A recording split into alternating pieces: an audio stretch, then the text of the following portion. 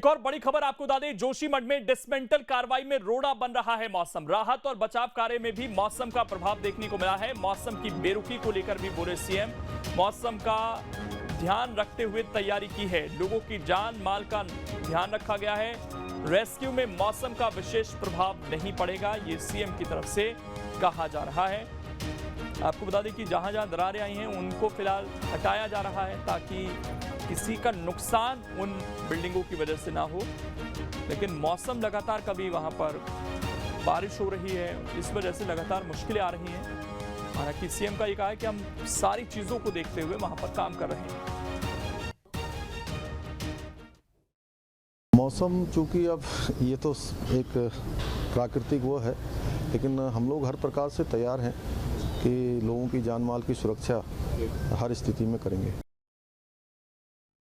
आगे बढ़ते हैं, बात चुनाव की। दरअसल 2024 का लोकसभा चुनाव होने में 400 दिन बाकी हैं। चुनाव का शंखनाद होने से पहले बीजेपी ने चुनावी बिगुल फूंक दिया है। विपक्षी दलों की गोलबंदी से एक नया फ्रंट आकर सामने आ रहा है।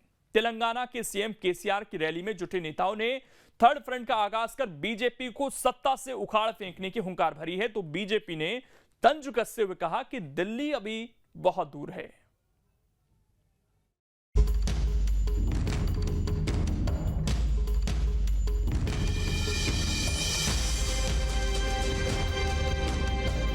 हमारे देश की राजनीति बहुत खराब है, हमारे देश के नेता बहुत खराब हैं। नेताओं को कैसे परेशान किया जाए, उनके खिलाफ क्या साजिश की जाए, ये भारतीय जनता पार्टी की सोची समझी सी रणनीति के तहत काम कर रहे हैं। अखिलेश जी को भारतीय जनता पार्टी सीरियसली लेती ही नहीं है। तेलंगाना में विपक्षी दलों का शक्ति प्रदर्शन।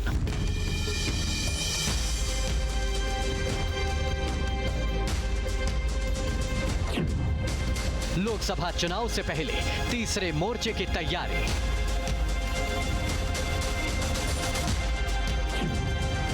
बीजेपी को सत्ता से बेदखल करने का संकल्प।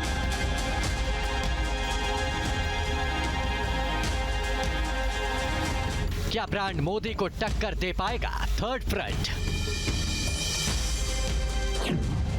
2024 के लोकसभा चुनाव में मोदी वर्सेस ऑल।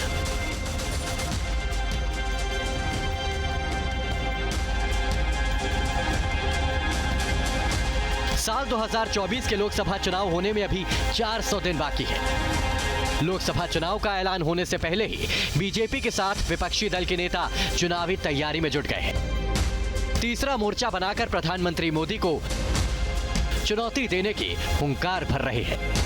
दिल्ली में हुई राष्ट्रीय कार्यकारिणी की बैठक में बीजेपी ने 2024 के लोकसभा चुनाव के साथ 9 राज्यों में होने वाले विधानसभा चुनाव पर रणनीति बनाई।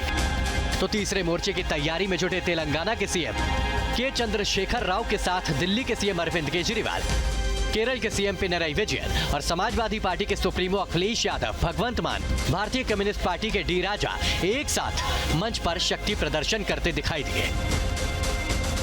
जनसभा से पहले तेलंगाना के सीएम सभी नेताओं के साथ प्रसिद्ध यदाद्री मंदिर लेकर गए, जहां सभी ने भगवान लक्ष्मी नरसिम्हा स्वामी के मंदिर में पूजा कर आशीर्वाद मांगा। हैदराबाद में भारत राष्ट्रीय समिति की जनसभा के मंच पर एकजुट होकर विपक्षी दलों के नेताओं ने एक साथ मिलकर 2024 के लोकसभा चुनाव में बीजेपी को सत्ता से बेदखल करने का संकल्प लिया। अखिलेश यादव ने केंद्र सरकार पर निशाना साधते हुए कहा कि जो दिन गिन रहे हैं वो सत्ता में नहीं रह सकते। अभी कल ही भारतीय जनता पार्टी की मीटिंग खत्म हुई है और उन्होंने कहा कि 400 दिन बाकी हैं।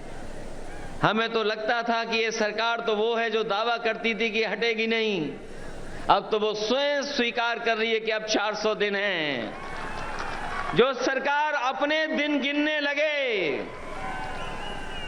जो सरकार अपने दिन बताने लगे, समझ लो ये 400 दिन बाद सरकार रुकने वाली नहीं है। अब तो 399 दिन बचे हैं।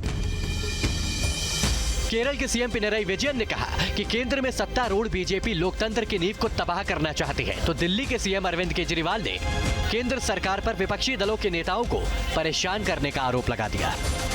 तमिलनाडु का गवर्नर तमिलनाडु की सरकार को तंग कर रहा है, तेलंगाना का गवर्नर राव साहब को तंग कर रहा है, दिल्ली का गवर्नर मेरे को तंग कर रहा है, पंजाब का गवर्नर मान साहब को तंग कर रहा है।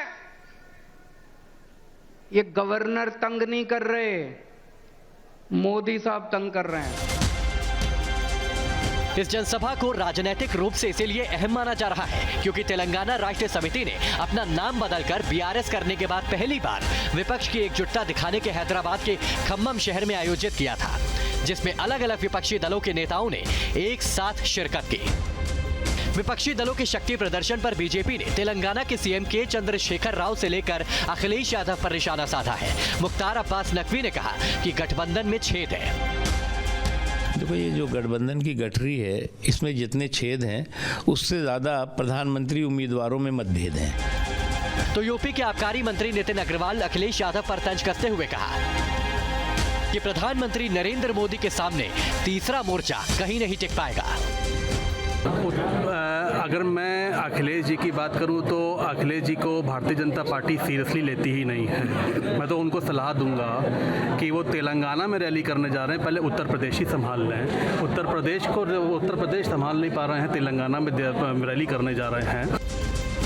लोकसभा चुनाव होने में 1 साल से ज्यादा का वक्त बचा है। बिहार के सीएम नीतीश कुमार से लेकर तेलंगाना के सीएम के चंद्रशेखर राव 2024 से पहले तीसरा मोर्चा बनाकर प्रधानमंत्री बनने का सपना देख रहे हैं।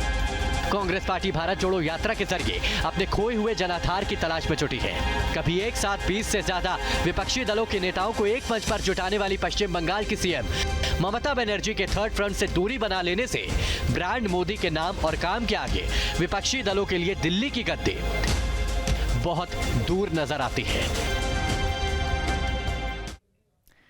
अपने देश में जब भी बढ़ती आबादी पर अंकुश की बात उठती है तो मजहब के कथित ठेकेदार मैदान में आ जाते हैं और एक समान कानून का विरोध करते करते आबादी